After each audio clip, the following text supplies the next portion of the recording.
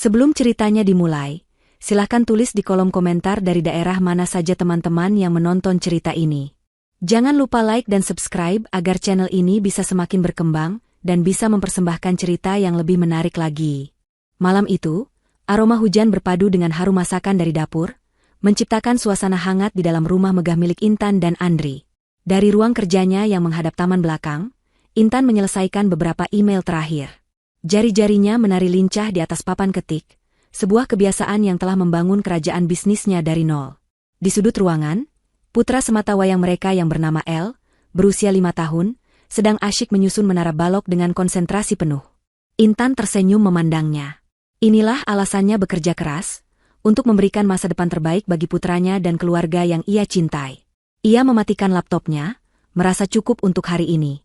Waktunya untuk menjadi seorang ibu dan istri seutuhnya. Anak ibu hebat sekali, menaranya sudah tinggi, puji Intan sambil mengusap lembut rambut El. El tertawa riang, memamerkan karyanya. Suara langkah kaki terdengar dari arah pintu. Ibu Salamah, ibu mertuanya, masuk dengan senyum tipis yang tak pernah benar-benar mencapai matanya. Sudah selesai kerjanya, Tan? Andri dari tadi sudah menunggu di meja makan. Kasihan dia, pulang kerja lapar tapi istrinya masih sibuk dengan dunianya sendiri, ucapnya. Kalimat itu terdengar seperti perhatian. Namun bagi Intan, nadanya selalu terasa seperti sindiran halus. Baru saja selesai, Bu. Ini juga mau langsung ke meja makan, jawab Intan dengan senyum sabar. Ia sudah terbiasa dengan komentar-komentar seperti itu. Selama ini, ia selalu menganggapnya sebagai bentuk kekhawatiran seorang ibu kepada putranya. Andri, suaminya, adalah pria yang tampan dan pandai bicara. Di depan publik, dialah wajah perusahaan mereka. Sementara Intan adalah otak di balik layar yang mengatur strategi, keuangan, dan operasional. Pembagian peran itu tampak sempurna. Andri menikmati sorotan, sementara Intan menikmati hasil kerja kerasnya yang terus berkembang. Mereka adalah potret keluarga harmonis dan sukses yang sering menjadi buah bibir di kalangan teman-teman mereka. Setidaknya, itulah yang Intan yakini selama ini. Setelah makan malam, saat El sudah terlelap di kamarnya, Andri mengingatkan Intan tentang sebuah dokumen lama. Sayang, kamu ingat tidak di mana kita simpan salinan akta jual beli rumah pertama kita?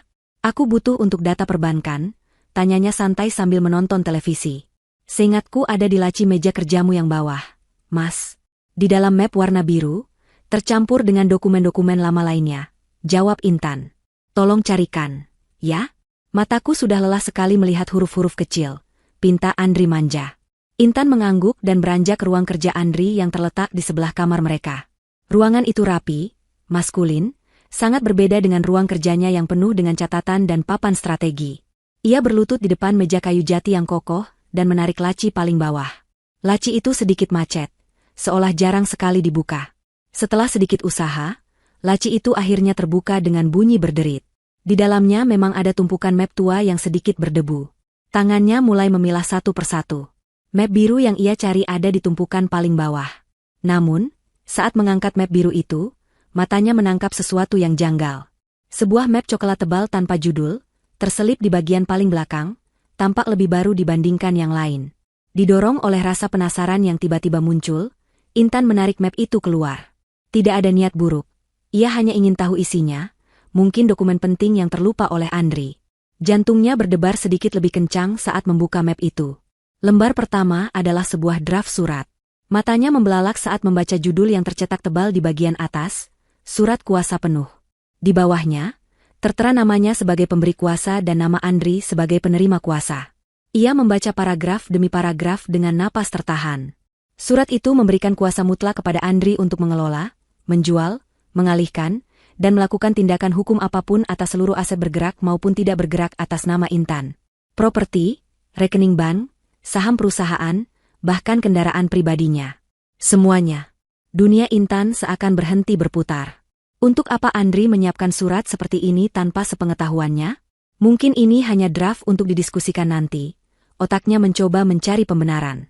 Mungkin Andri hanya ingin membantu meringankan bebannya. Tapi getaran aneh di hatinya menolak semua alasan itu. Tangannya yang mulai gemetar membuka lembaran berikutnya. Lembaran itu kosong. Hanya ada satu baris di bagian bawah untuk tanda tangan pemberi kuasa. Lalu ia melihat lembaran ketiga. Dan keempat. Dan kelima. Kertas-kertas itu penuh dengan coretan tanda tangannya. Ada yang sedikit miring, ada yang terlalu tebal, ada yang goresannya ragu-ragu. Ini adalah lembaran-lembaran latihan. Andri telah berlatih untuk memalsukan tanda tangannya. Di lembar terakhir, ada satu tanda tangan yang nyaris sempurna. Sangat mirip dengan aslinya hingga Intan sendiri harus melihatnya 2 kali untuk memastikan itu bukan miliknya. Udara di dalam ruangan terasa menipis. Suara detak jam di dinding terdengar seperti pukulan palu yang menghantam kepalanya. Pengkhianatan. Kata itu bergema begitu nyaring di dalam benaknya. Pria yang ia cintai, ayah dari anaknya, partner hidup yang ia percayai sepenuh hati, ternyata merencanakan sebuah kudeta senyap untuk merebut semua hasil jerih payahnya. Sindiran ibu mertuanya selama ini, permintaan manja Andri barusan, semuanya tiba-tiba terlihat seperti bagian dari sebuah rencana besar yang mengerikan. Senyum mereka, perhatian mereka, terasa seperti topeng yang menutupi niat busuk. Dengan tangan yang gemetar hebat, Intan memasukkan kembali semua lembaran itu ke dalam map coklat. Ia mengembalikannya ke tempat semula, di bagian paling belakang, tersembunyi. Ia lalu mengambil map biru berisi akta jual beli, dan menutup laci itu dengan perlahan. Ia berdiri, bersandar sejenak pada meja, mencoba menenangkan napasnya yang memburu dan detak jantungnya yang menggila. Rasa sakit yang tajam menghunjam hatinya, begitu dalam hingga ia merasa sulit untuk bernapas. Tapi di balik rasa sakit itu, sesuatu yang lain mulai tumbuh. Sesuatu yang dingin, keras, dan penuh perhitungan. Bukan air mata, melainkan amarah yang membeku menjadi tekad. Ia berjalan kembali ke ruang keluarga dengan wajah yang berusaha ia buat setenang mungkin. Ia serahkan map biru itu kepada Andri. "Ini, Mas," ucapnya, suaranya terdengar normal, sebuah keajaiban yang ia sendiri tak tahu dari mana datangnya. Andri mengambil map itu tanpa mengalihkan pandangan dari televisi. "Terima kasih, sayang," katanya. Lalu ia menoleh, menatap Intan dengan senyum hangat yang selalu bisa meluluhkan hatinya. "Aku bangga sekali punya istri sepertimu. Kamu hebat, bisa urus bisnis dan keluarga sekaligus." Intan hanya membalasnya dengan senyuman. Namun, senyum itu kini terasa berbeda. Bukan lagi senyum tulus dari seorang istri yang bahagia. Itu adalah senyum seorang pemain catur yang baru saja melihat rencana licik lawannya, dan kini siap untuk menyusun strategi balasan. Permainan ini tidak akan berjalan sesuai keinginan mereka. Permainan ini sekarang akan ia kendalikan. Hari-hari setelah penemuan mengerikan itu adalah ujian terberat bagi Intan. Ia harus menjalani sebuah sandiwara besar di rumahnya sendiri. Setiap pagi, ia harus bangun di samping pria yang ia tahu telah merencanakan pengkhianatan di belakangnya. Ia harus tersenyum, menyiapkan sarapan, dan berbicara seolah tidak ada apa-apa, sementara hatinya hancur berkeping-keping. Setiap sentuhan dari Andri kini terasa dingin, setiap pujian terdengar seperti kebohongan. Dunia amannya telah runtuh, digantikan oleh kewaspadaan dan kecurigaan yang konstan. Ibu Salamah menjadi lebih sering datang ke rumah mereka. Setiap kunjungannya seolah memiliki tujuan yang sama, menanamkan gagasan bahwa Intan adalah ibu dan istri yang lalai. Suatu sore, saat Intan sedang melakukan panggilan video penting dengan klien dari luar negeri, Ibu Salamah sengaja membawa El ke ruang kerjanya. "Lihat, cucu nenek. Ibumu sibuk sekali, ya? Sampai tidak ada waktu untuk bermain dengan El," katanya dengan suara yang cukup keras agar terdengar oleh klien di seberang layar. Intan terpaksa menyudahi panggilannya lebih awal dengan rasa malu dan kesal yang tertahan. Di lain waktu, saat makan malam, Ibu Salamah akan memuji masakan yang dimasak oleh asisten rumah tangga. Masakan Embok Minah memang paling pas di lidah Andri. "Kamu sih, Tan, waktunya habis di kantor, dapur jadi tidak terurus," ujarnya. Andri hanya akan menimpali dengan tawa kecil, seolah itu adalah lelucon biasa. "Ibu ini bisa saja. Kan Intan sibuk cari uang untuk kita semua," kata Andri, mencoba terdengar membela, namun Intan tahu, itu adalah cara mereka untuk terus menekannya secara psikologis. Intan membiarkan semua itu terjadi. Ia mencatat setiap ucapan, setiap tindakan, dan menyimpannya dalam benaknya. Ia tidak lagi melihatnya sebagai serangan personal, melainkan sebagai langkah-langkah pembuka dari strategi lawan. Mereka sedang mencoba menggoyahkan mentalnya, membuatnya merasa bersalah, lelah, dan pada akhirnya menyerah. Dan Intan, dengan dingin, memutuskan untuk membiarkan mereka berpikir bahwa rencana mereka berhasil. Ia mulai sering mengeluh lelah, sering menolak ajakan teman-temannya untuk bertemu di akhir pekan dengan alasan ingin menghabiskan waktu dengan keluarga. Ia memainkan perannya sebagai wanita karir yang mulai kehabisan tenaga. Puncaknya tiba pada suatu malam minggu. Andri sengaja menciptakan suasana yang sangat istimewa. Ia memesan makanan dari restoran favorit Intan, menyalakan lilin di meja makan, dan memutar musik lembut. Ibu Salamah juga ada di sana. Mengenakan pakaian terbaiknya, wajahnya dihiasi senyum ramah yang terlihat sangat dipaksakan. Intan tahu, inilah malamnya. Malam di mana mereka akan melancarkan serangan utama.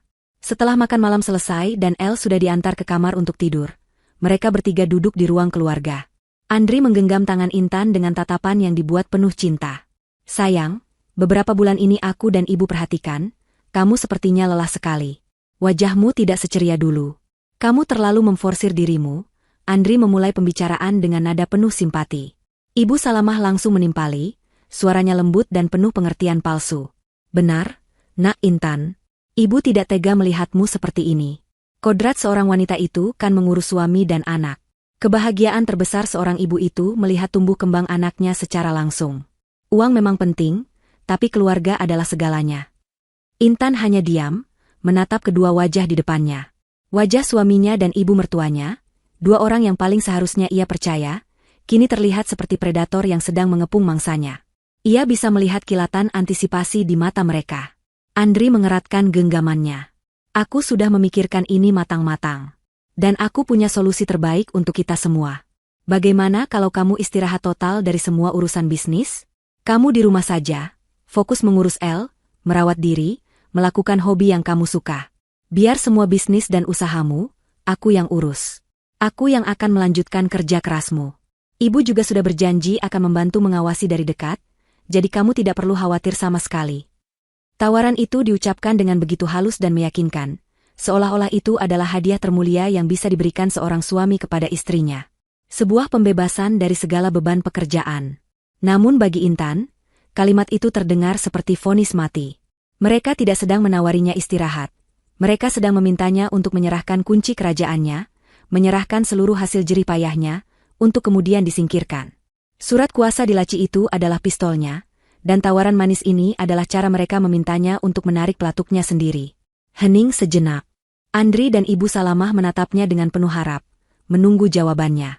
Mereka mungkin mengira Intan akan ragu, atau bahkan menolak. Inilah momen penentuan bagi mereka. Di luar dugaan mereka, Intan mengangkat wajahnya, menatap Andri dalam-dalam, lalu tersenyum dengan lembut. Senyum yang terlihat tulus, namun menyimpan ribuan strategi di baliknya. Ada setitik air mata yang ia biarkan menggenang di sudut matanya, untuk menambah efek dramatis. Mas, Ibu, ucapnya dengan suara sedikit bergetar. Aku tidak tahu harus berkata apa. Kalian benar, aku memang sangat lelah. Ia menghela napas panjang, seolah melepaskan beban yang sangat berat. Mungkin ini memang yang terbaik. Aku ingin melihat El tumbuh setiap hari. Aku ingin menjadi ibu yang seutuhnya untuknya. Kalau Mas Andri bersedia mengambil alih beban ini, aku akan sangat berterima kasih. Wajah Andri dan Ibu Salamah langsung bersinar karena kelegaan dan kemenangan yang tak bisa disembunyikan. Mereka saling bertukar pandang sekilas, sebuah tatapan, berhasil, yang cepat namun tertangkap jelas oleh Intan. Tentu saja, sayang, apapun untukmu dan El. Kamu tidak perlu khawatir sedikit pun. Semuanya akan baik-baik saja di tanganku, kata Andri dengan semangat, memeluk Intan dengan erat. Pelukan yang terasa hampa dan penuh kepalsuan. Ibu Salamah ikut mengusap punggung Intan. Ini keputusan yang sangat tepat. Nak, kamu akan menjadi lebih bahagia. Malam itu, Intan membiarkan mereka merayakan kemenangan prematur mereka. Ia membiarkan Andri menceritakan rencana-rencana besarnya untuk perusahaan, membiarkan Ibu Salamah memberinya nasihat tentang bagaimana menjadi ibu rumah tangga yang baik. Ia hanya mengangguk dan tersenyum. Setelah Andri dan ibunya larut dalam euforia rencana mereka, Intan pamit ke kamar lebih dulu dengan alasan mengantuk. Di dalam kamarnya yang sunyi, senyum lembut di wajahnya perlahan memudar, digantikan oleh ekspresi dingin dan penuh perhitungan. Ia menatap pantulan dirinya di cermin. Wanita yang tampak rapuh dan lelah itu hanyalah sebuah ilusi. Di dalamnya, ada kekuatan yang sedang bangkit dari puing-puing pengkhianatan. Ia mengambil ponselnya, mencari sebuah nama di kontaknya, lalu menekan tombol panggil. Panggilan itu tersambung di dering kedua. Halo, Pak Anom, sapanya pelan, suaranya kini terdengar mantap dan tanpa keraguan sedikitpun. Maaf mengganggu malam-malam. Kita perlu bertemu besok pagi. Ada yang harus segera kita amankan. Semuanya. Jebakan mereka telah terpasang. Sekarang, saatnya bagi Intan untuk memasang jebakannya sendiri. Keesokan paginya, Intan bangun lebih awal dari biasanya. Udara pagi terasa segar, namun pikirannya jauh lebih jernih. Semalam ia hampir tidak tidur, otaknya terus bekerja menyusun rencana, memikirkan setiap detail, setiap kemungkinan, dan setiap celah yang bisa dimanfaatkan. Keputusan telah dibuat, dan kini saatnya untuk eksekusi. Saat Andri masih terlelap, Intan sudah siap dengan pakaian rapi. Bukan pakaian kerja formalnya, melainkan setelan kasual yang elegan. Hari ini, ia akan memulai babak baru dalam hidupnya, sebuah babak yang ia tulis sendiri aturannya. Pagi, sayang. Tumben sudah rapi, sapa Andri dengan suara serak khas bangun tidur saat melihat Intan keluar dari kamar mandi. Pagi, Mas. Aku mau ke notaris pagi ini, ada beberapa dokumen pribadi yang harus diurus. Setelah itu, aku mau mampir ke rumah ibu, sudah lama tidak main ke sana, jawab Intan dengan nada santai. Kebohongan kecil pertama meluncur dari bibirnya dengan begitu lancar. Andri tidak menaruh curiga sama sekali. Pikirannya sudah dipenuhi oleh bayangan indah tentang bagaimana ia akan mengendalikan semua bisnis Intan. Oh, baguslah. Nanti siangnya aku mulai ke kantor ya, mau perkenalan dulu dengan tim inti. Kamu santai saja di rumah ibumu, tidak usah buru-buru pulang. Katanya, nadanya terdengar sangat suportif, padahal yang Intan dengar adalah ketidaksabarannya untuk segera mengambil alih. Setelah mengantar El ke sekolah, Intan tidak pergi ke notaris biasa. Ia menuju sebuah gedung perkantoran di pusat kota untuk bertemu dengan Pak Anom, pengacara senior yang telah menjadi kepercayaan keluarganya selama bertahun-tahun. Pak Anom adalah pria parubaya yang tenang, dengan tatapan mata tajam yang seolah bisa membaca isi pikiran lawan bicaranya. Ia sudah mendengar garis besar masalahnya melalui telepon semalam. Selamat pagi, Bu Intan. Silakan duduk. Sambut Pak Anom di ruangannya yang dipenuhi rak-rak buku hukum. Saya turut prihatin dengan apa yang Anda hadapi. Ini adalah pengkhianatan yang sangat serius. Selamat pagi, Pak. Terima kasih. Saya tidak punya banyak waktu untuk bersedih. Sekarang saya butuh tindakan cepat dan senyap. Saya mau semua aset atas nama saya diamankan sebelum mereka sempat menyentuhnya, kata Intan langsung ke pokok permasalahan. Tidak ada getar dalam suaranya. Yang ada hanya ketegasan. Selama hampir 3 jam, mereka berdiskusi intens. Pak Anom, dengan pengalamannya yang luas, memaparkan beberapa opsi. Akhirnya, mereka sepakat pada sebuah strategi yang brilian namun rumit. Langkah pertama adalah mendirikan sebuah perusahaan induk baru, sebuah perseroan terbatas yang kokoh secara hukum. Perusahaan ini akan didirikan atas nama ibu kandung Intan, seorang pensiunan guru yang tinggal di luar kota dan sangat ia percayai. Dengan begitu, nama Intan tidak akan muncul secara langsung dalam struktur kepemilikan, membuatnya hampir mustahil untuk dilacak oleh Andri. Langkah selanjutnya, jelas Pak Anom sambil membuat sketsa di papan tulis, kita akan melakukan akuisisi internal. Semua aset paling vital, sertifikat tanah dan bangunan kantor, kafe, dan properti sewaan, serta saham mayoritas di perusahaan operasional, akan kita jual ke perusahaan induk yang baru ini. Transaksinya akan kita buat sah secara hukum, lengkap dengan akta jual beli di depan notaris. Harganya kita buat harga internal yang wajar, agar tidak menimbulkan kecurigaan dari pihak pajak. Intan mengangguk paham. Bagaimana dengan rekening bank dan deposito? Untuk itu lebih mudah. Kita akan memindahkan sebagian besar dana dari rekening perusahaan lama dan rekening pribadi Anda ke rekening baru, atas nama perusahaan induk.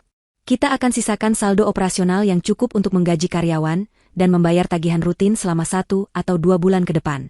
Ini penting agar Andri tidak langsung curiga. Biarkan dia merasa punya kendali atas sisa uang itu, jawab Pak Anom. Dan kontrak dengan klien-klien besar? Tanya Intan lagi, memikirkan sumber pendapatan utamanya. Kita akan siapkan adendum kontrak.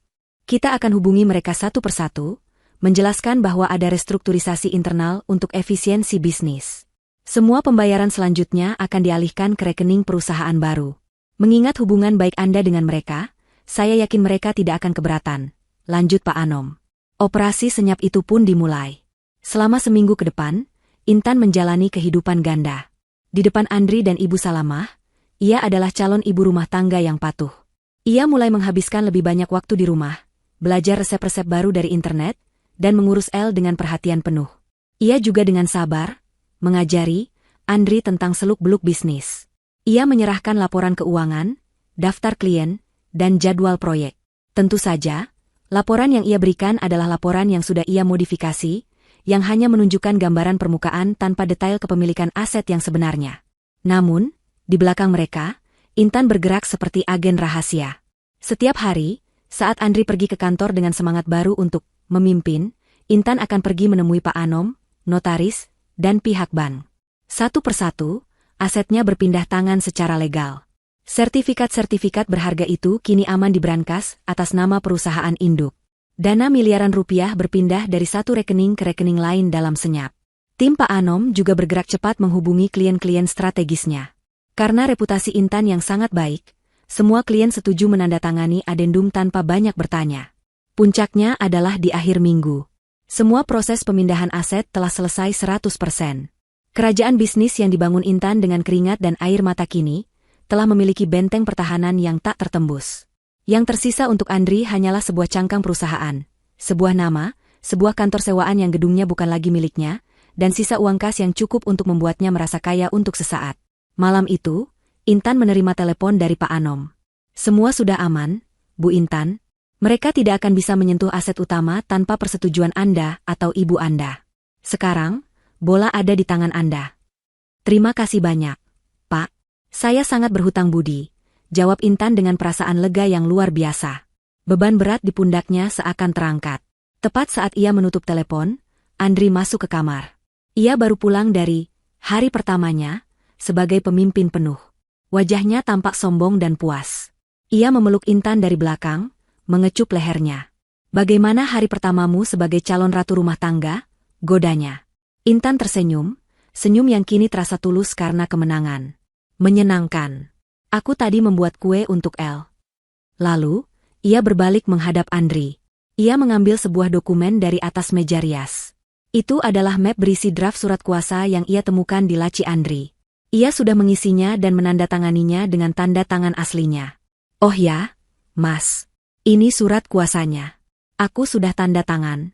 Maaf agak lama, aku harus membacanya dengan teliti dulu, katanya dengan nada polos. Mata Andri berbinar melihat dokumen itu. Inilah tiket emas yang ia tunggu-tunggu. Ia mengambil surat itu dengan cepat, seolah takut Intan akan berubah pikiran. Ia bahkan tidak menyadari ironi dalam kalimat Intan. Terima kasih, sayang. Kamu memang istri yang paling pengertian. Dengan ini, semua akan jadi lebih mudah.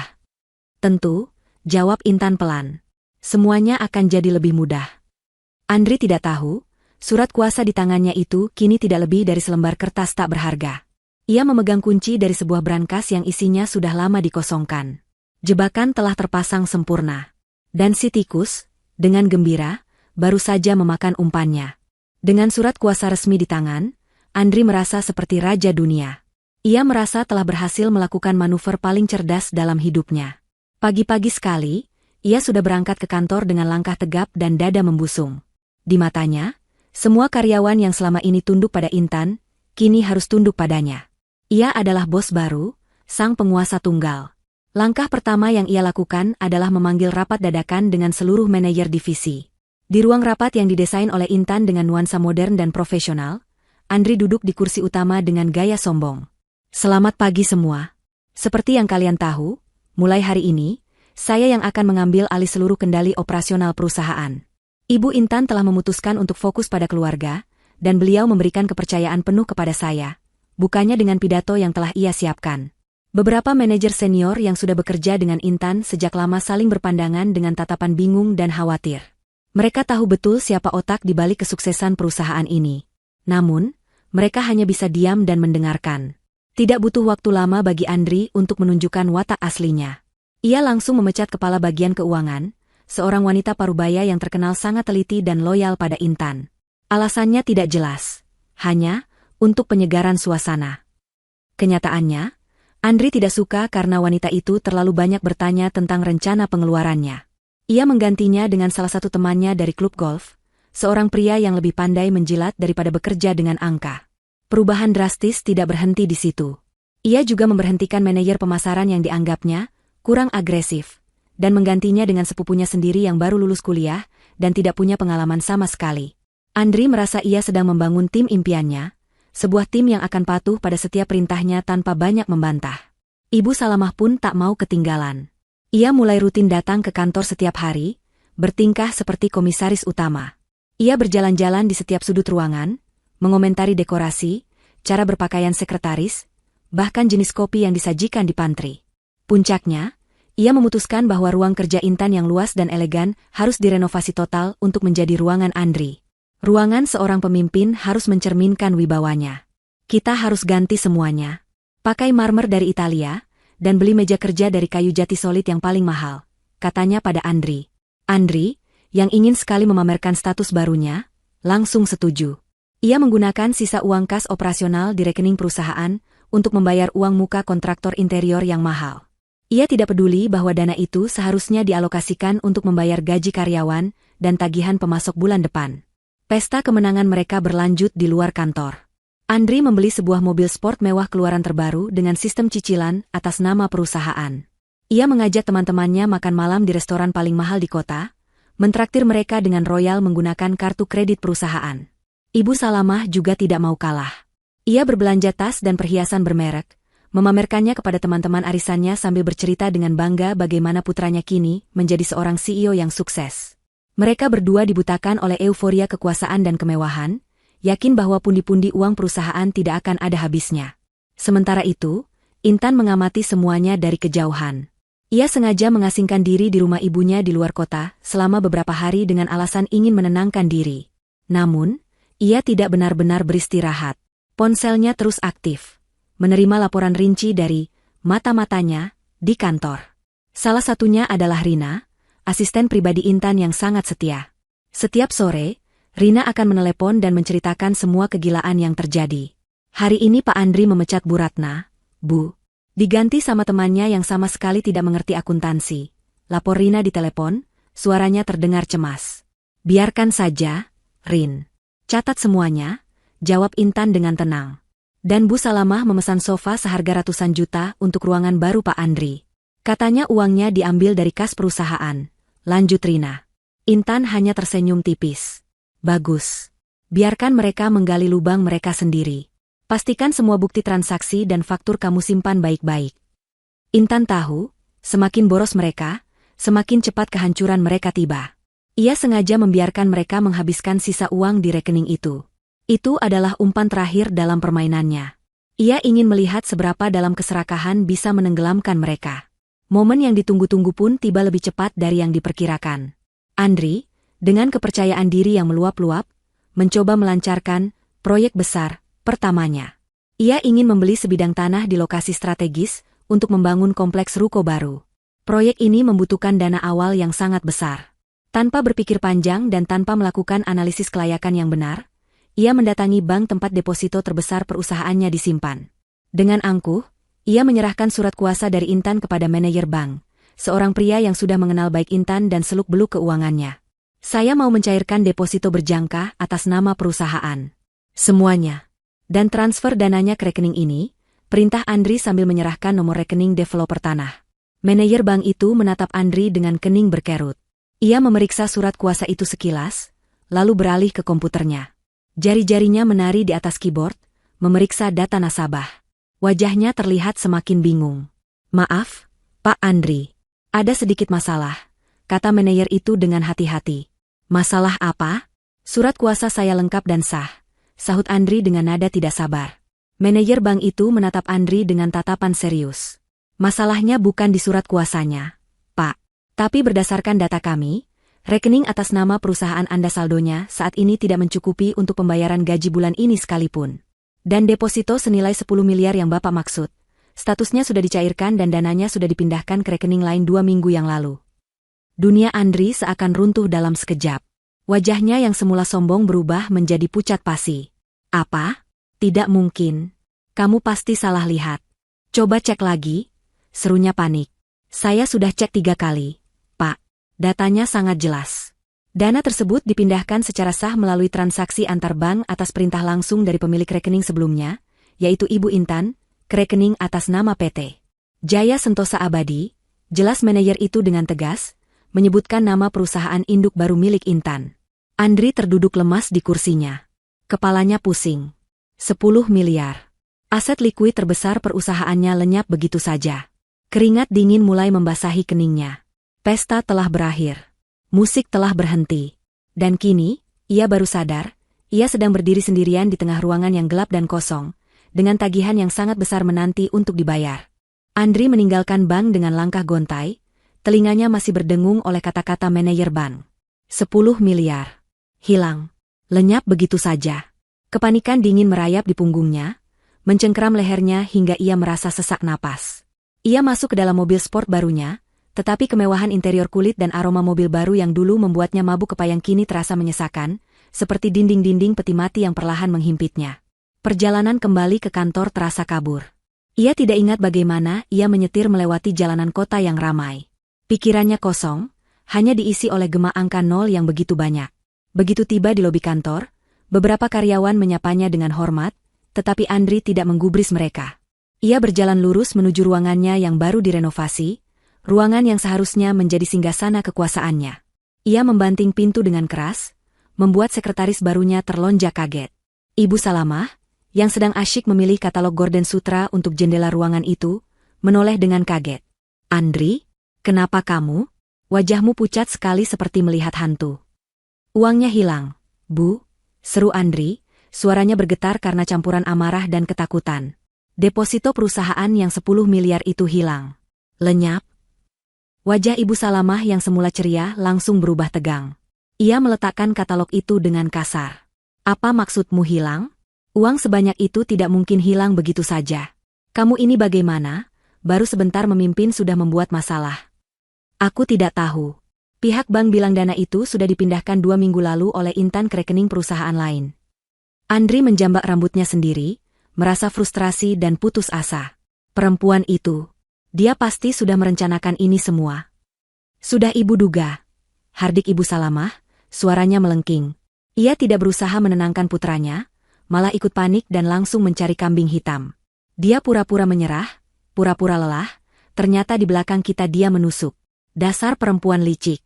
Kamu sih, terlalu mudah percaya padanya.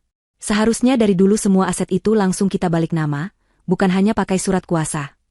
Pertengkaran mereka semakin memanas. Suara mereka yang meninggi terdengar samar-samar hingga keluar ruangan, membuat para karyawan di sekitar saling berbisik dan bertanya-tanya. Aliansi sempurna antara ibu dan anak itu mulai retak di bawah tekanan. Mereka tidak lagi menjadi tim yang solid, melainkan dua orang panik yang saling menyalahkan atas bencana yang mereka ciptakan sendiri. Kepanikan Andri semakin menjadi-jadi ketika telepon di mejanya berdering tanpa henti. Panggilan pertama datang dari pemasok utama biji kopi untuk jaringan kafenya. Selamat siang, Pak Andri. Saya hanya mau menanyakan perihal faktur yang sudah jatuh tempo sejak minggu lalu. Jika hari ini tidak ada pembayaran, dengan sangat terpaksa besok kami akan menghentikan semua pengiriman, kata suara di seberang telepon dengan nada tegas. Andri mencoba berkelit, berjanji akan segera mentransfer, sebuah janji kosong yang ia sendiri tahu tidak bisa ia tepati. Tak lama kemudian, Rina, asisten setia Intan yang masih dipertahankan Andri, masuk dengan ragu-ragu. Maaf, Pak. Beberapa kepala departemen menanyakan perihal tanggal gajian. Mengingat ini sudah akhir bulan, mereka perlu kepastian. Pak, katanya dengan sopan, namun matanya menyiratkan kecemasan yang mewakili seluruh karyawan. Andri hanya bisa membentaknya, menyuruhnya pergi dan berkata bahwa gaji pasti akan dibayar, menambah daftar kebohongannya hari itu. Pukulan berikutnya datang dari salah satu klien penyewa properti ruko mereka. Siang, Pak Andri. Saya hanya ingin konfirmasi, surat pemberitahuan mengenai pengalihan rekening pembayaran sewa ke PT Jaya Sentosa Abadi itu sudah kami terima. Jadi, mulai bulan depan kami transfer ke rekening baru itu, ya, Pak. Andri terdiam. PT Jaya Sentosa Abadi. Nama perusahaan yang sama dengan yang disebut oleh manajer bank. Jadi ini bukan hanya tentang deposito. Intan telah memindahkan semuanya. Aliran pendapatan, sumber kehidupan perusahaan, telah dialihkan ke kerajaannya yang baru. Yang ia pegang saat ini benar-benar hanya cangkang kosong yang terus-menerus digerogoti utang. Putus asa, ia mencoba menghubungi Intan berkali-kali. Namun, panggilannya tidak pernah diangkat. Semua panggilannya langsung dialihkan ke kotak suara. Intan sengaja membiarkannya terkurung dalam neraka yang ia ciptakan sendiri. Membiarkannya merasakan kepanikan yang membakar tanpa ada jalan keluar. Andri bahkan mencoba menghubungi bank untuk mengajukan pinjaman darurat, tetapi permohonannya ditolak mentah-mentah. Dengan rekam jejak pengeluaran yang gila-gilaan selama 2 minggu terakhir dan tanpa aset yang bisa dijaminkan, perusahaan di bawah kepemimpinannya dianggap tidak layak kredit. Menjelang sore, saat kantor mulai sepi, bencana pamungkas pun tiba. Seorang pria berbadan tegap dengan wajah keras, diikuti dua rekannya, masuk ke lobi kantor. Mereka adalah penagih utang dari perusahaan leasing mobil. Kami mencari Bapak Andri, kata pria itu dengan suara berat kepada resepsionis. Kehadiran mereka yang mengintimidasi langsung menarik perhatian semua karyawan yang tersisa. Andri, yang diberitahu oleh sekretarisnya, terpaksa keluar dari ruangannya. Ada apa ini? Tanya Andri, berusaha menjaga wibawanya yang sudah compang-camping. Bapak Andri, cicilan mobil sport Anda sudah menunggak pembayaran pertama dan denda keterlambatan. Sesuai prosedur, kami datang untuk menagih. Jika tidak bisa dilunasi sekarang, kami terpaksa harus menarik unitnya, kata pria itu dengan lantang, memastikan semua orang di lobi bisa mendengarnya. Ini adalah sebuah penghinaan publik. Sang CEO baru yang gemar pamer kemewahan, kini ditagih utang di depan anak buahnya sendiri. Wajah Andri memerah karena malu dan marah. Ia tidak punya uang sepeser pun untuk membayar mereka. Ia hanya bisa pasrah saat salah satu dari pria itu meminta kunci mobilnya dengan paksa. Di tengah kekacauan dan rasa malu yang tak tertahankan itu, ponselnya bergetar. Sebuah pesan masuk. Dari Intan. Setelah seharian mengabaikan panggilannya, akhirnya wanita itu menghubunginya. Jantungnya berdebar, secercah harapan bodoh muncul bahwa mungkin Intan akan menolongnya. Ia membuka pesan itu dengan tangan gemetar. Isinya singkat, tajam, dan menusuk langsung ke ulu hatinya. Bagaimana rasanya duduk di kursi direktur, Mas? Setelah insiden penagih utang yang memalukan itu, suasana di kantor menjadi benar-benar suram. Wibawa Andri sebagai pemimpin hancur lebur tak bersisa. Para karyawan tidak lagi menatapnya dengan rasa hormat atau takut, melainkan dengan tatapan kasihan yang bercampur cemooh. Bisik-bisik tentang kebangkrutan perusahaan menyebar seperti api di musim kemarau. Andri menghabiskan sisa hari itu dengan mengurung diri di ruangannya, ditemani Ibu Salamah yang tak henti-hentinya meratap dan menyalahkannya. Malam itu di rumah, keputusasaan mencapai puncaknya. Andri mondar-mandir seperti singa dalam kurungan. Ia butuh uang, dan ia butuh cepat. Semua jalan legal telah tertutup. Bank menolaknya, pemasok mengejarnya, dan Intan telah lenyap bersama seluruh aset likuid. Dalam kegelapan pikirannya, hanya satu hal yang tersisa, satu-satunya senjata yang ia yakini masih ia miliki, surat kuasa penuh dari Intan. Aku akan menjual salah satu properti, katanya tiba-tiba, matanya menyiratkan kenekatan. Aku akan jual kafe yang di pusat kota. Lokasinya strategis, pasti cepat lakunya. Uangnya bisa kita pakai untuk menutupi semua utang ini dan memulai lagi. Apa kamu yakin bisa? Tanya Ibu Salamah ragu. Bagaimana kalau properti itu juga sudah dipindahkan oleh Intan? Tidak mungkin, bentak Andri, lebih untuk meyakinkan dirinya sendiri. Sertifikat aslinya ada padaku, di dalam brankas. Selama sertifikat asli ada di tangan kita, dia tidak bisa berbuat apa-apa. Surat kuasa ini memberiku hak untuk menjual. Didorong oleh keyakinan buta itu, Andri segera bergerak. Ia menghubungi seorang kenalannya, seorang pialang properti yang reputasinya sedikit abu-abu, yang dikenal bisa melakukan transaksi dengan cepat tanpa banyak pertanyaan. Dalam 2 hari, pialang itu berhasil menemukan calon pembeli yang tertarik. Mereka pun membuat janji untuk bertemu di kantor seorang notaris keesokan harinya, untuk memproses akta jual beli. Keesokan harinya, Andri datang ke kantor notaris dengan kepercayaan diri yang dipaksakan. Ia mengenakan setelan terbaiknya yang tersisa, mencoba menampilkan citra seorang pengusaha sukses yang sedang melakukan transaksi besar. Ia membawa tas berisi sertifikat tanah asli dan surat kuasa dari Intan. Di hadapan notaris, seorang bapak tua yang sangat teliti, dan calon pembeli, Andri memaparkan penawarannya dengan lancar. Semuanya tampak berjalan sesuai rencana. Notaris itu menerima dokumen-dokumen yang diberikan Andri dan mulai melakukan prosedur verifikasi standar. Baik, Pak Andri. Semuanya tampaknya lengkap. Saya hanya perlu melakukan pengecekan data terakhir secara online ke sistem Badan Pertanahan Nasional untuk memastikan status kepemilikan saat ini, kata notaris itu dengan tenang sambil mengetik di komputernya. Andri menunggu dengan jantung berdebar. Ini adalah satu-satunya harapannya. Beberapa menit terasa seperti selamanya. Kemudian, notaris itu berhenti mengetik. Ia melepas kacamatanya, memijat pangkal hidungnya, lalu menatap Andri dengan ekspresi serius. Maaf, Pak Andri.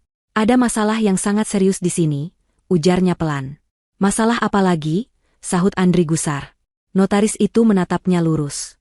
Menurut data BPN yang paling mutakhir, kepemilikan sah atas properti dengan nomor sertifikat ini, sejak 18 hari yang lalu, telah beralih sepenuhnya kepada perseroan terbatas bernama PT Jaya Sentosa Abadi. Akta jual belinya pun sah dan sudah terdaftar. Artinya, sertifikat yang Bapak pegang ini secara hukum sudah tidak berlaku lagi, dan surat kuasa dari Ibu Intan tidak lagi memiliki kekuatan hukum atas aset ini. Penjelasan itu seperti sambaran petir di siang bolong. Calon pembeli yang duduk di seberang meja langsung berdiri. Apa-apaan ini? Anda mencoba menipu saya? Menjual aset yang bukan milik Anda? Hardiknya dengan marah, lalu pergi meninggalkan ruangan dengan membanting pintu. Andri terpaku di kursinya, wajahnya pucat seperti mayat. Gagal. Rencana terakhirnya, benteng pertahanannya, hancur berkeping-keping. Notaris itu menatapnya dengan pandangan curiga. Pak Andri, mencoba menjual aset milik pihak lain dengan menggunakan surat kuasa yang tidak valid adalah tindakan pidana yang sangat serius, katanya dengan nada memperingatkan. Andri keluar dari kantor notaris itu dengan perasaan hampa. Permainan benar-benar telah berakhir. Ia kalah telak. Beberapa hari berikutnya adalah hari-hari yang penuh teror. Telepon tak henti-hentinya berdering oleh para penagih utang. Andri dan Ibu Salamah hanya bisa bersembunyi di dalam rumah mewah mereka, yang kini terasa seperti penjara yang dingin. Pada suatu sore yang mendung, seorang kurir datang mengantarkan sebuah amplop coklat besar dan tebal. Dengan tangan gemetar, Andri membukanya. Di dalamnya bukan hanya ada satu surat. Ada beberapa pucuk, surat cinta, yang merangkum kehancuran total hidupnya. Ada surat peringatan terakhir dari bank tentang penyitaan rumah mereka. Ada surat dari para pemasok yang menyatakan akan menempuh jalur hukum. Dan yang paling mengerikan, terselip di antara semua itu, adalah sebuah surat dengan kop kepolisian. Itu adalah surat panggilan resmi untuk Andri. Ia dipanggil untuk memberikan keterangan sebagai tersangka atas laporan dari tim kuasa hukum PT Jaya Sentosa Abadi. Tuduhannya, percobaan penipuan dan upaya pemalsuan dokumen, merujuk pada usahanya menjual kafe di kantor notaris tempo hari. Ibu Salamah merebut surat itu dari tangan Andri. Saat matanya membaca kata, tersangka, dan kepolisian, kekuatan yang selama ini ia tunjukkan langsung sirna. Wajahnya menjadi pucat, matanya membelalak ngeri, dan tubuhnya ambruk ke lantai, pingsan tak sadarkan diri. Andri membiarkan ibunya tergeletak. Ia sendiri terlalu syok untuk bereaksi. Ini bukan lagi soal bisnis. Ini soal kebebasannya. Penjara kini menanti di depan mata. Dalam kepanikan total, satu-satunya nama yang terlintas di benaknya adalah Intan.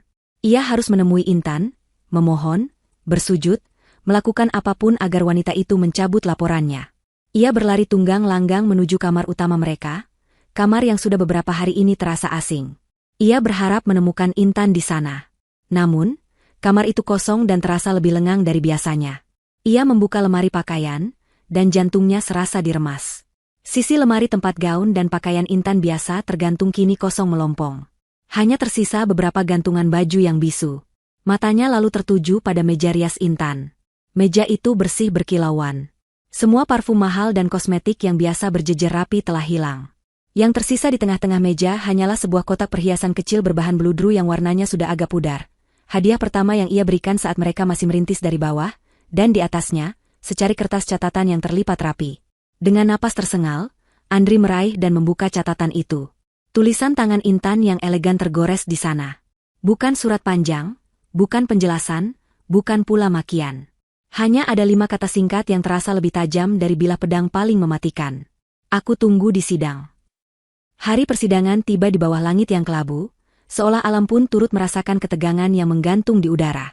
Andri dan Ibu Salamah tiba di gedung pengadilan dengan wajah kuyu dan lesu. Kemewahan yang dulu melekat pada diri mereka telah luntur, digantikan oleh aura kekalahan yang pekat. Andri mengenakan kemeja yang tampak sedikit kebesaran di tubuhnya yang menyusut, sementara Ibu Salamah menutupi sebagian wajahnya dengan selendang, seolah ingin bersembunyi dari tatapan menghakimi dunia. Mereka didampingi oleh seorang pengacara muda yang tampak gugup, seorang pembela umum yang ditunjuk oleh negara, karena mereka tak lagi mampu menyewa pengacara papan atas. Beberapa saat kemudian, sebuah mobil sedan hitam yang elegan berhenti di lobi utama. Intan melangkah keluar dengan ketenangan yang memancarkan kekuatan. Ia mengenakan blazer berwarna krem yang pas di badan, dipadukan dengan riasan wajah tipis yang justru menonjolkan sorot matanya yang tajam dan penuh keyakinan. Ia tidak datang sendiri. Di sisinya berjalan Pak Anom dan 2 orang pengacara muda dari timnya. Semuanya membawa tas kerja tebal berisi tumpukan dokumen yang menjadi amunisi mereka hari itu. Kehadiran Intan langsung menyita perhatian. Ia mengangguk sopan kepada beberapa wartawan yang sudah menunggu, tanpa memberikan komentar apapun, lalu berjalan lurus memasuki gedung pengadilan. Di dalam ruang sidang, suasana terasa dingin dan formal. Andri dan Ibu Salamah duduk di kursi pesakitan, menunduk, menghindari tatapan mata siapapun. Ketika Intan masuk dan duduk di seberang mereka, di kursi pelapor, Andri memberanikan diri untuk mengangkat kepalanya. Pandangan mereka bertemu untuk sesaat. Di mata Andri, ada campuran permohonan, penyesalan, dan kemarahan yang membingungkan. Namun, di mata Intan, tidak ada lagi cinta atau benci yang membara. Yang ada hanyalah ketenangan dingin, tatapan seorang lawan yang siap mengakhiri permainan. Sidang pun dimulai. Hakim ketua, seorang pria parubaya dengan wajah tegas, mempersilakan pihak pelapor untuk menyampaikan tuntutannya. Pak Anom berdiri dengan wibawa. Suaranya yang berat dan jelas menggema di seluruh ruangan. Yang mulia majelis hakim, Pak Anom memulai. Klien kami, Ibu Intan, hari ini hadir di sini bukan untuk mencari balas dendam, melainkan untuk mencari keadilan. Keadilan atas pengkhianatan kepercayaan yang paling dalam, yang dilakukan oleh suaminya sendiri, Saudara Andri, dengan dibantu oleh ibunya, Saudari Salamah. Mereka secara sistematis dan terencana telah bersekongkol untuk merebut seluruh aset dan hasil kerja keras yang telah dibangun oleh klien kami selama bertahun-tahun. Pengacara Andri mencoba menyela, mengatakan bahwa itu adalah tuduhan tidak berdasar, tetapi hakim menyuruhnya diam. Pak Anom kemudian mulai membeberkan bukti-buktinya satu persatu, membangun kasusnya dengan metodis dan tak terbantahkan. Bukti pertama yang ia ajukan adalah map coklat yang ditemukan Intan di laci kerja Andri. Yang mulia, di hadapan Anda adalah bukti A. Sebuah draft surat kuasa penuh, yang disiapkan oleh terdakwa tanpa sepengetahuan klien kami. Dan yang lebih memberatkan, seperti yang bisa Anda lihat di lembaran-lembaran berikutnya, adalah bukti upaya pemalsuan tanda tangan klien kami. Sebuah niat jahat yang sudah direncanakan dengan sangat matang. Pak Anom meletakkan map itu di meja hakim. Andri menelan ludah dengan susah payah. Keringat dingin mulai membasahi pelipisnya. Ia tidak menyangka Intan akan menemukan bukti sekuat itu. Selanjutnya, tim hukum Intan menyajikan serangkaian bukti transaksi keuangan. Mereka menampilkan rincian rekening koran perusahaan sebelum dan sesudah Andri mengambil alih. Terpampang jelas bagaimana sisa dana operasional yang ditinggalkan Intan dihambur-hamburkan dalam waktu kurang dari sebulan untuk renovasi kantor yang tidak perlu, pembelian mobil mewah, dan pengeluaran-pengeluaran pribadi lainnya. Semua faktur dan bukti pembayaran ditampilkan di layar proyektor besar di ruang sidang. Wajah Ibu Salamah memerah saat melihat bukti pembelian tas dan perhiasan mahalnya terpampang untuk dilihat semua orang. Seperti yang bisa dilihat, Yang Mulia, lanjut Pak Anom, terdakwa tidak hanya berniat menguasai, tetapi juga tidak memiliki kapabilitas sama sekali untuk mengelola bisnis. Mereka hanya mementingkan kemewahan sesaat, menghancurkan fondasi perusahaan yang telah dibangun klien kami dengan susah payah. Kesaksian dari beberapa karyawan loyal Intan, termasuk Rina dan kepala keuangan yang dipecat Andri, semakin memperkuat tuduhan itu. Mereka menceritakan bagaimana Andri dan Ibu Salamah bertindak sewenang-wenang, memecat karyawan kompeten dan menggantinya dengan orang-orang yang tidak berkualitas, serta menciptakan lingkungan kerja yang tidak profesional. Pengacara Andri mencoba membantah dengan argumen lemah, mengatakan bahwa semua itu adalah keputusan bisnis yang wajar dilakukan oleh seorang pemimpin baru. Ia berdalih bahwa surat kuasa itu diberikan secara sukarela oleh Intan, dan Andri hanya menjalankan amanah yang diberikan istrinya. Andri dan Ibu Salamah pun ikut memberikan kesaksian palsu, mengatakan bahwa Intan sendiri yang meminta mereka mengambil alih karena ia sudah tidak sanggup lagi bekerja. Mereka mencoba membangun narasi bahwa mereka adalah korban dari istri yang labil dan tidak bertanggung jawab. Intan hanya mendengarkan semua kebohongan itu dengan ekspresi tenang. Ia tahu, pukulan terakhirnya akan meruntuhkan semua argumen rapuh itu. Setelah pihak Andri selesai dengan pembelaan mereka yang penuh kepalsuan, Pak Anom kembali berdiri. Wajahnya tampak lebih serius dari sebelumnya. Yang Mulia, pihak terdakwa mencoba membangun citra seolah mereka adalah penyelamat yang diberi amanah. Mereka mengklaim semua ini dilakukan demi kebaikan keluarga. Izinkan kami menunjukkan apa arti kebaikan keluarga yang sesungguhnya menurut terdakwa. Pak Anom memberikan isyarat kepada timnya. Suasana di ruang sidang menjadi hening, penuh antisipasi. Kemudian, dari pengeras suara, terdengarlah sebuah rekaman audio. Kualitasnya jernih, seolah direkam secara profesional. Itu adalah suara Andri, yang sedang berbicara di telepon dengan seorang wanita. Iya, sayang, sabar sedikit lagi, ya, terdengar suara manja Andri. Surat kuasanya sudah di tangan. Sebentar lagi semua hartanya Intan jadi milikku. Setelah itu, aku akan langsung ceraikan dia. Kita bisa hidup enak, beli rumah di luar negeri, keliling dunia. Kamu tidak perlu khawatir lagi. Aku melakukan ini semua kan buat kamu, buat masa depan kita. Suara wanita di seberang menyahut dengan tawa genit. Bener, ya, janji, lo? Jangan sampai aku sudah nunggu lama, tahunya kamu malah balik lagi sama istrimu yang membosankan itu. Tidak akan pernah, sahut Andri dengan tegas dalam rekaman itu. Dia itu cuma mesin ATM-ku.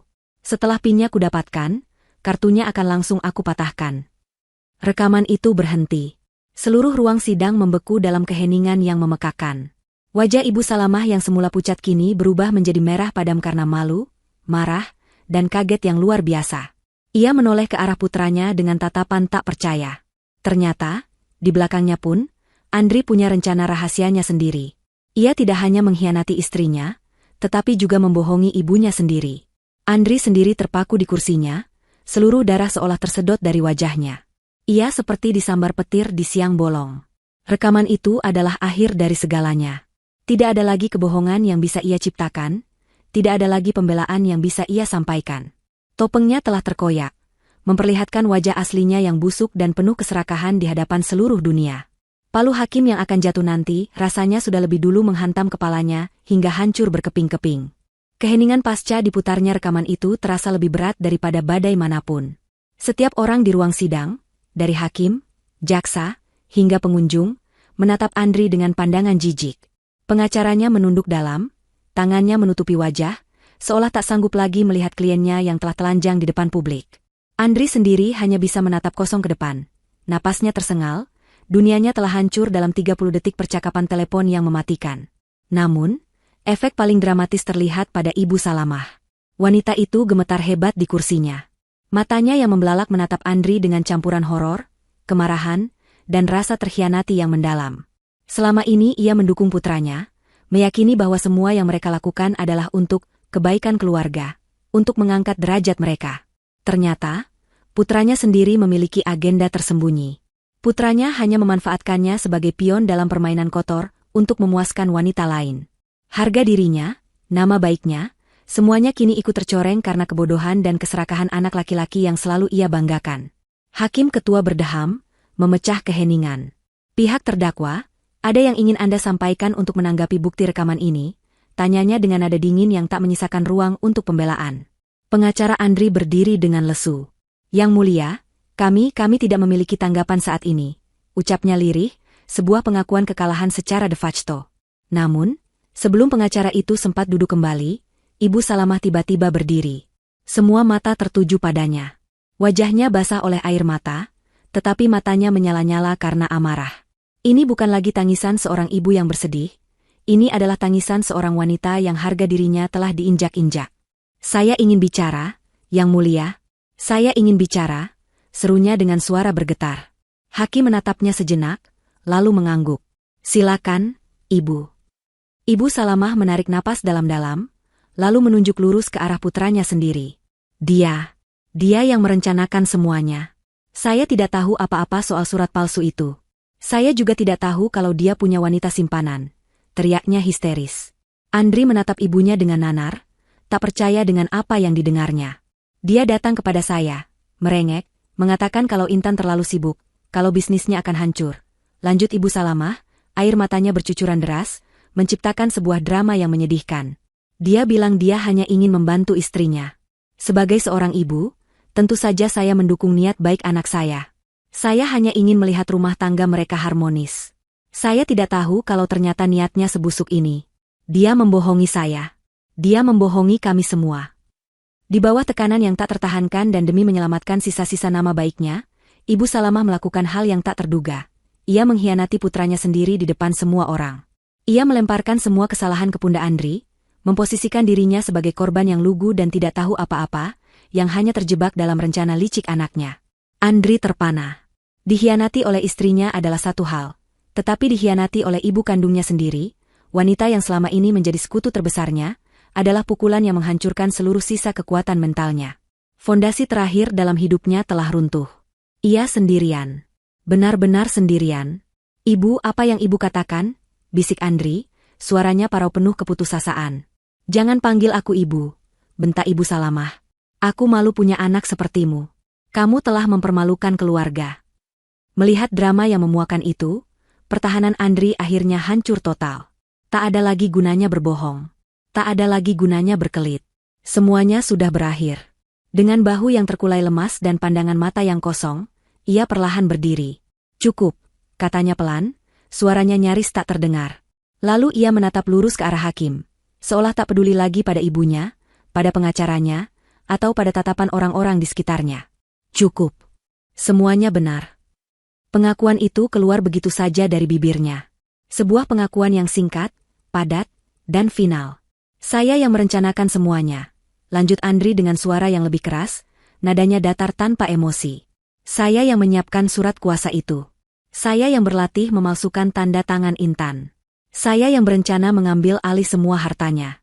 Dan benar, saya berencana meninggalkannya setelah semuanya berhasil." Ia berhenti sejenak, lalu tertawa kecil, tawa pahit yang terdengar mengerikan. "Saya kira saya pintar. Saya kira saya bisa mengelabui semua orang. Ternyata, dari awal, sayalah yang sedang dipermainkan." Ia menatap Intan, yang tetap duduk tenang dengan ekspresi yang tak terbaca. Dia tahu. Dia tahu segalanya sejak awal. Dan dia membiarkan saya masuk lebih dalam ke dalam jebakan yang saya buat sendiri. Pengakuan total itu menggema di ruang sidang. Ibu Salamah terdiam. Rencananya untuk cuci tangan kini menjadi sia-sia di hadapan pengakuan gamblang putranya. Pengacara Andri hanya bisa menunduk pasrah. Hakim ketua menatap Andri dengan tajam. "Apakah pengakuan ini Anda sampaikan dalam keadaan sadar dan tanpa paksaan dari pihak manapun?" Andri mengangguk pelan. "Sangat sadar, Yang Mulia. Saya mengaku bersalah atas semua tuduhan. Tak ada lagi yang perlu dikatakan. Tak ada lagi yang perlu dibuktikan." Dengan pengakuan Andri sendiri, ditambah dengan tumpukan bukti yang tak terbantahkan, kasus itu telah tertutup.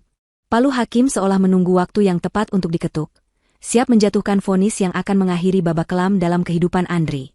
Saat ia menatap Intan untuk terakhir kalinya, ia tidak melihat kebencian atau kemenangan di mata wanita itu.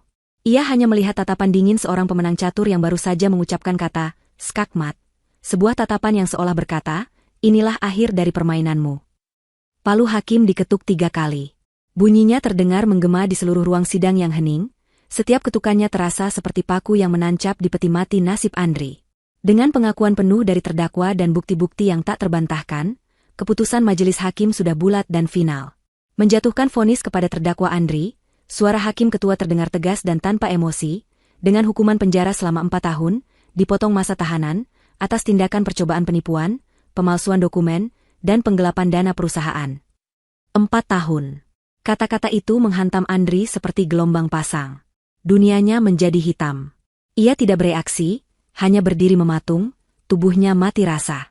Di belakangnya, Ibu Salamah menjerit tertahan, sebuah pekikan ngeri dari seorang ibu yang menyaksikan putranya, kebanggaannya, divonis sebagai seorang kriminal. Di seberang ruangan, Intan hanya menundukkan kepalanya sejenak, menarik napas dalam-dalam, lalu mengembuskannya perlahan. Tidak ada senyum kemenangan di wajahnya, hanya ekspresi kelegaan yang tenang. Keadilan telah ditegakkan. Babak yang menyakitkan ini akhirnya benar-benar berakhir. 2 orang petugas berseragam mendekati Andri dan memborgol tangannya di depan semua orang. Kilatan lampu kamera dari para wartawan menyala tanpa henti, mengabadikan momen kejatuhan seorang pria yang pernah hidup dalam kemewahan. Saat digiring keluar, langkah Andri terasa berat. Ia menoleh, mencari wajah Intan untuk terakhir kalinya, mungkin berharap melihat setitik belas kasihan. Tapi Intan tidak memandangnya.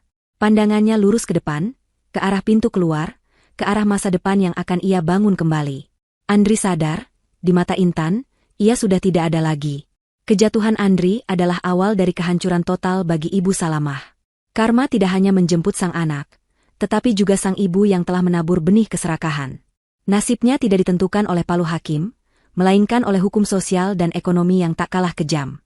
Berita tentang persidangan, lengkap dengan detail perselingkuhan Andri dan bagaimana Ibu Salamah mencoba mengkhianati putranya sendiri di akhir, menyebar dengan cepat. Ia menjadi buah bibir yang memalukan di kalangan sosialitanya. Teman-teman arisannya berhenti mengundangnya. Teleponnya yang dulu ramai oleh ajakan makan siang kini sunyi senyap. Ia dikucilkan, dianggap sebagai ibu yang gagal dan wanita mata duitan yang memalukan. Pukulan berikutnya datang dari pihak bank. Tanpa penghasilan dan dengan nama yang sudah tercoreng, mereka tidak lagi mampu membayar cicilan rumah mewah mereka. Surat penyitaan pun datang. Ibu Salamah harus menyaksikan dengan mata kepala sendiri bagaimana perabotan mahal yang pernah ia banggakan diangkut satu persatu oleh petugas. Sofa marmer, lukisan-lukisan mahal, lemari kristal, semuanya diangkut keluar, meninggalkan ruangan-ruangan kosong yang bergema dengan kenangan pahit. Ia harus mengemasi sisa-sisa hidupnya ke dalam beberapa kotak kardus. Harta, status, dan kehormatan, semuanya lenyap dalam sekejap. Dengan sisa uang yang ia miliki, ia tidak punya pilihan lain selain kembali ke rumah peninggalan orang tuanya di kampung halamannya yang sudah lama ia tinggalkan. Sebuah rumah kayu sederhana yang dulu selalu ia cemooh. Kepulangannya menjadi tontonan bagi para tetangga. Mereka yang dulu memandangnya dengan iri karena memiliki putra yang sukses di kota besar, kini menatapnya dengan campuran kasihan dan cemoohan. Setiap kali ia keluar rumah untuk pergi ke warung, ia bisa mendengar bisik-bisik di belakang punggungnya. Rumah sederhana itu menjadi penjara rasa malunya, tempat ia harus menjalani sisa hidupnya dalam penyesalan dan kesepian. Di sisi lain, sementara Andri dan ibunya tenggelam dalam kehancuran, Intan justru bangkit dengan lebih kuat. Proses perceraiannya berjalan cepat dan lancar. Hak asuh El jatuh sepenuhnya ke tangannya. Ia kembali ke kantornya, bukan lagi sebagai wanita yang rapuh, tetapi sebagai seorang pemimpin yang telah melewati badai. Langkah pertamanya adalah mengumpulkan seluruh karyawan. Saya tahu beberapa minggu terakhir ini adalah masa yang sulit bagi kita semua, katanya di hadapan mereka. Tapi saya mau kalian tahu, masa itu sudah berakhir. Mulai hari ini, kita akan memulai kembali. PT Jaya Sentosa Abadi akan menjadi rumah kita yang baru, rumah yang akan kita bangun di atas fondasi kejujuran, kerja keras, dan integritas. Ia membatalkan semua kebijakan ngawur yang dibuat Andri.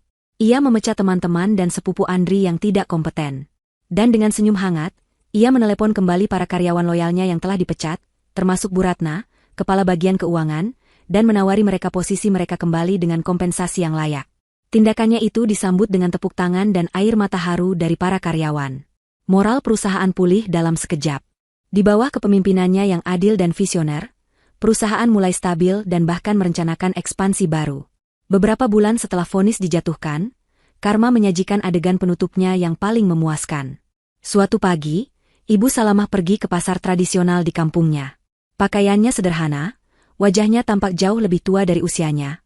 Tangannya menenteng sebuah keranjang belanja lusuh. Saat ia sedang tawar-menawar harga sayuran, sebuah mobil mewah berwarna hitam berhenti tak jauh darinya, membuat becek jalanan pasar.